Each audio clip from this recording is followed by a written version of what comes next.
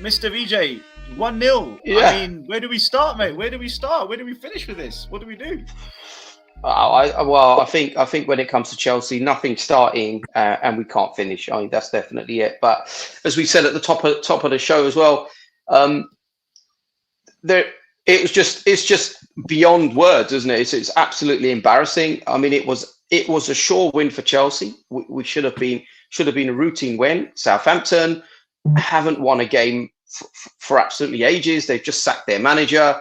And suddenly they go out and give a performance like that at Stamford Bridge, right? I mean, in the first half, it was absolutely embarrassing. I mean, I could have played, with like randomly grabbed 10 guys from the street and played better than what they did in the first half. Granted, in the second half, we were a lot better and we should have scored. There was some great saves by Southampton, a couple of goal line clearances. But it was just diabolical, absolutely flat. There was nothing going on throughout the entire game. And I think Paul Merson sort of summed it up quite well, actually. He sort of said they've bought a lorry load of players, but they're all individuals, excluding Enzo Fernandez.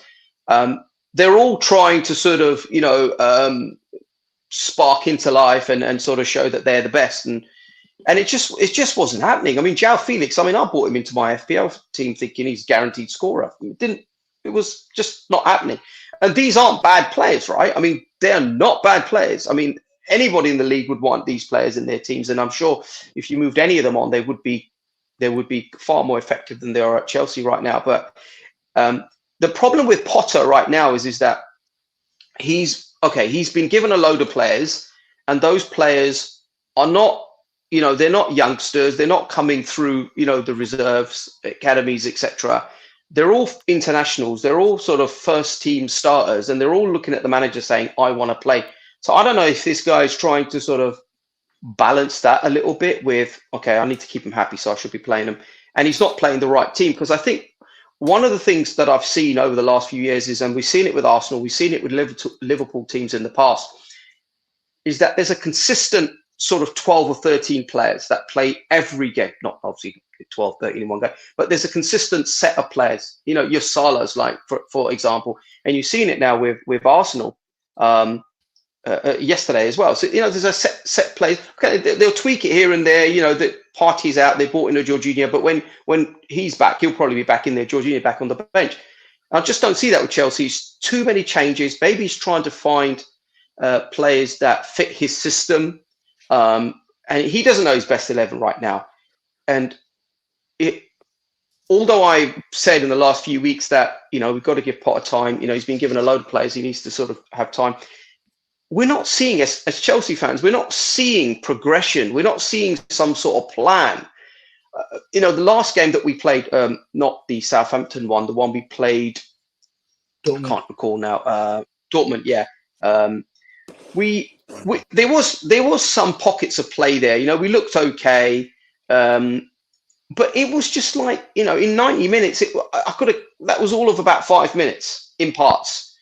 It wasn't nothing spectacular. And you're kind of thinking, okay, well, the next few games are coming along. Southampton next, they're going to be completely rock bottom, in terms of where they are. But no, they were totally opposite. You would think that they were sort of in the top four and we were right at the bottom of the league. So it doesn't look good at the moment. And I don't know. I think this job is starting to maybe show that Potter is too big for it. Or sorry, the other way around. The job is too big for Potter. And maybe it's too early in his career to be managing such players of this caliber, the money that they spend, and it's just too much pressure. Even when he comes out of interviews, comes out of matches and goes into, post-match interviews, it's just all flat. And you're kind of thinking, what are you saying in the dressing room to these players to G them up, to get them out there? And okay, when in the second half we were better, and when Havertz and Sterling came on, things started to happen. Yes, we could have walked away with a draw. That's still not enough. We should have been winning that game, and we should have been winning it comfortably at home, and we weren't. So, I've been sort of reading a lot of the post-match stuff and interacting with Twitter, other Twitter followers and stuff like that. And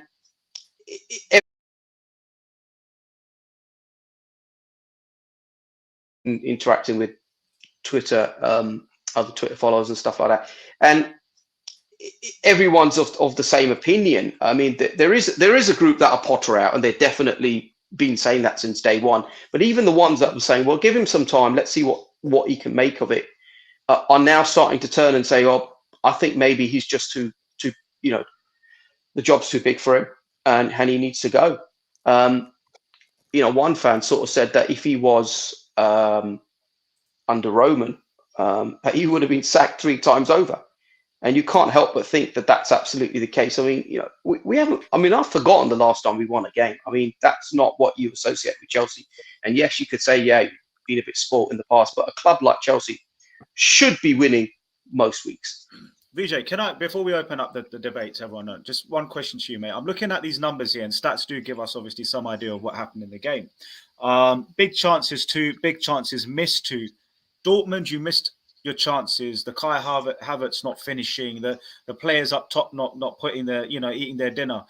Are you just unlucky, do you think? Is there an argument to say we are creating chances, we're not finishing them? And I understand that there's loads of lack of cohesion, and there's all that great stuff. You mentioned that Chelsea just want now a manager for 3-4 years. We want stability. You mentioned that in episode 2. We just want someone to stick it out properly. Now we're fed up of Roman sacking everyone. Even though you won loads of trophies, you just want that nice period where you can then challenge at the top and be up there every season. Sacking Potter, obviously you go back to the drawing board, but looking at these stats, mate, and looking at the highlights of the Dortmund game, I don't know, is there an argument that you have been unlucky and it's just a matter of time? Maybe Dr. Tottenham will help you this next Premier League fixture. Yeah, I mean, on paper, a lot of people, it's a cliche, right? Football's not played on paper, and these stats, if you look at them in isolation, you'd probably think, yeah, maybe they were unlucky. Maybe they should have converted some goals. But when you watch them, the eye test, they don't pass the eye test, right? And for me, when you watch an Arsenal, watch United, even Liverpool yesterday, they look pleasing on the eye. You can see what's going on. They're doing it consistently for 90 minutes. But Vijay, how's that? The cost of putting 6 individual players together, literally this season, 7 or whatever, it's 6, 7. I don't think it's necessarily fair. And I'm just playing devil's advocate here, obviously. I do agree with a lot of what you said. But I don't know if it's fair to say there's 6 world-class players or 3 world-class players, and there's another 6. They've not all played together. They don't know each other personally, off the pitch, on the pitch, anything. And I know you should be winning. I get that, mate. You should be beating Southampton at home. Dortmund, you could argue a draw.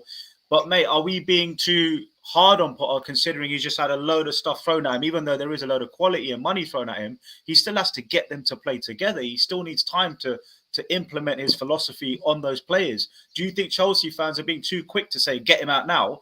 Does he not at least deserve end of the season? I mean, who's really going to get you top 4 with the position you're in now? Or, like you keep just saying, maybe it's time he goes, like literally now, get him out the door. Well, you're absolutely right. Look, at the end of the day, he's not going to go before the end of the season. He's going to be here till the rest of the season, right? There's not long to go for the rest of the season. So he's going to be here. Top 4, you can forget about it, right? Top 4, Chelsea are not making top 4. But you're right. And we can't just sort of, throw him out and bring in another manager. I mean, kind of who do you bring in at this point of the season?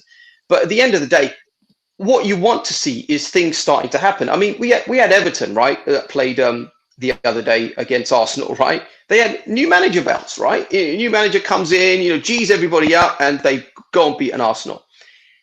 Where's that happening at Chelsea? I've never seen that happen with Graham Potter. A bunch of new players have come in. There was no sort of G up. There was nothing about any sort of bounce at all where there was enthusiasm, there was energy where you thought, wow, yeah, man, these guys are going to do it. There was, again, pockets of where Fernandes, who played some good passes, and there was some link up with Felix. That's about it. I mean, Felix is on loan, for goodness sake. He's going to go back at the end of the season. Potentially, there is a possibility he might stay. But at the moment, he's going back. So for Chelsea fans, what we want to see is that Potter's been there for a while now. He's been there long enough to be able to bed himself into the club, have his style of football come through. And I'm not saying it should be here already, but some style of football come through. What is he trying to do? And I understand he's a manager that likes to chop and change, and he's very unpredictable. But at the moment, he's just almost as you do a cup draw just picking balls out of a hat. Right, you're playing. Let's see how that goes today. And that's but isn't that the the way point? it's coming across. He needs time to experiment on the pitch. Isn't this the whole point? This is why he's doing this, because he needs to see what partnerships work, what don't work. This is the whole idea of giving him time, isn't it? Yeah, it is, and that's why I say he'll get the time. He'll get till the end of the season. But as fans, you want to see that, and that's the difference between fans and what the club are going to do, right?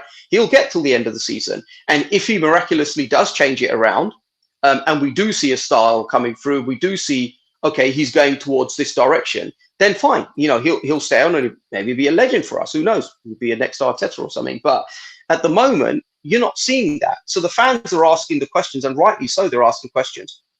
What is he doing? Where is Chelsea Football Club going? We spent a load of money, and spending money does not guarantee anything, right? It doesn't do anything at all. But where are we going as a club? That's what is strange right now for us, and we don't know where we're going. We're losing to a Southampton, we're losing to a Dortmund, we're drawing games that we would ordinarily be, winning quite easily at home.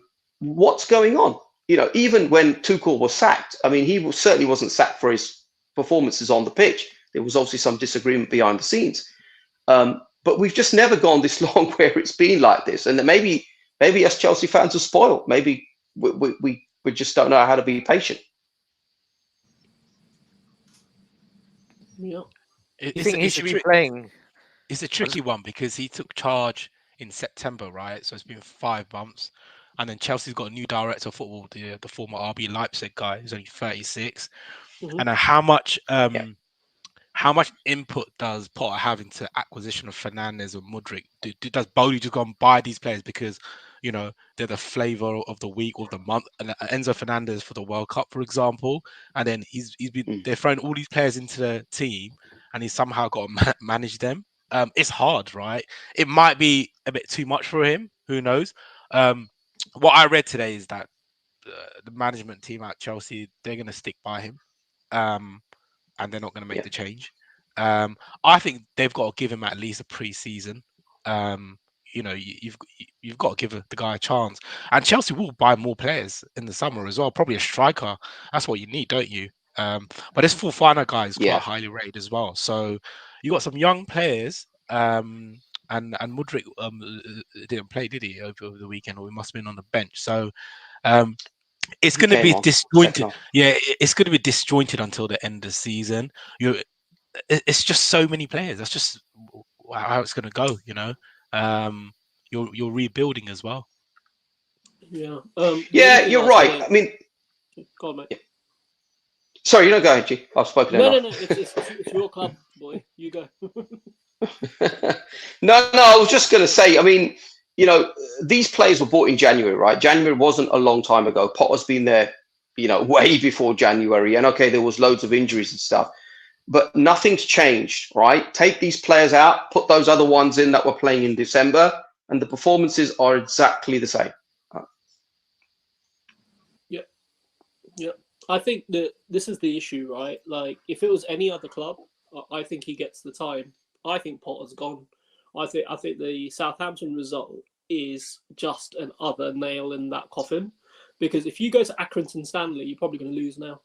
I know it sounds really weird. It's the fact that the confidence isn't there, and when you haven't got confidence, you cannot. You could be the best. It's like Space Jam.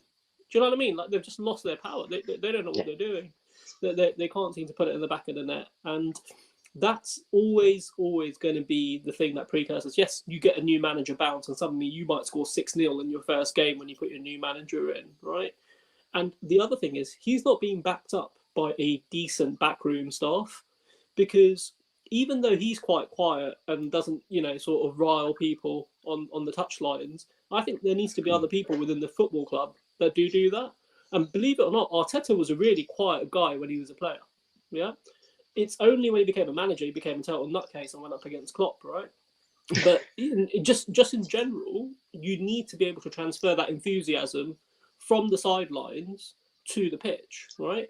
And there's an element of people having a bit of a siege mentality. When they see their manager doing that, the players will fight for the shirt as well.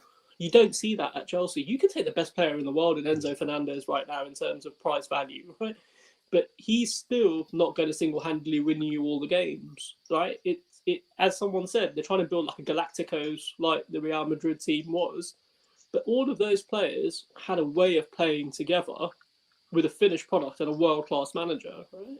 And I think this is where Chelsea have got half of the pieces, but I don't think he gets enough time. I think if he loses 2-3 more games, he should be gone. Because this is Chelsea. You can't end up 15th in the league, you know, after spending 600 million in the transfer window.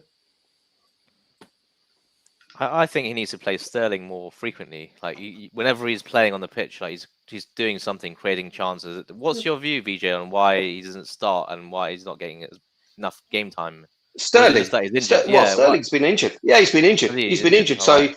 Yeah. So I would be I'd be gobsmacked if he wasn't starting the next game.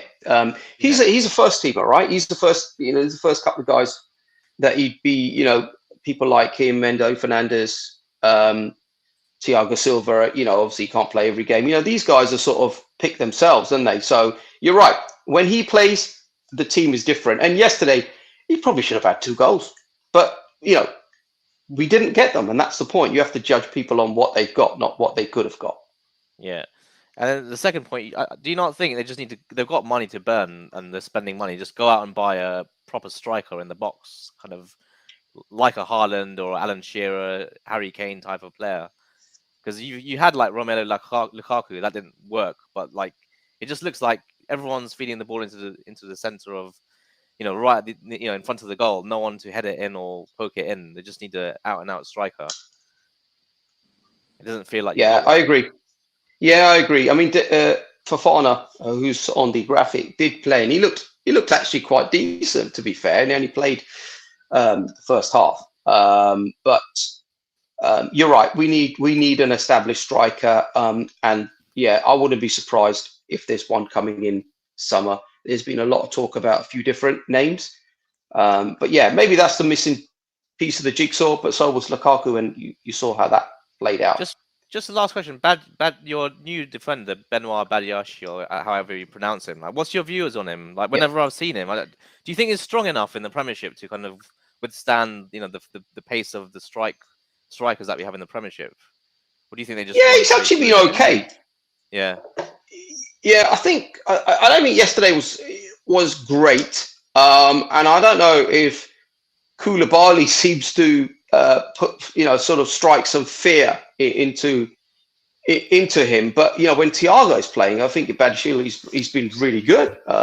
He's been brilliant, in fact, and again would be a starter for every league game. He's not in the Champions League squad, but so he's pretty much going to play all the league games, you would think, together with Thiago Silva, when, you know, obviously given his age, he's not going to play every single one. But yeah, I think he's been good.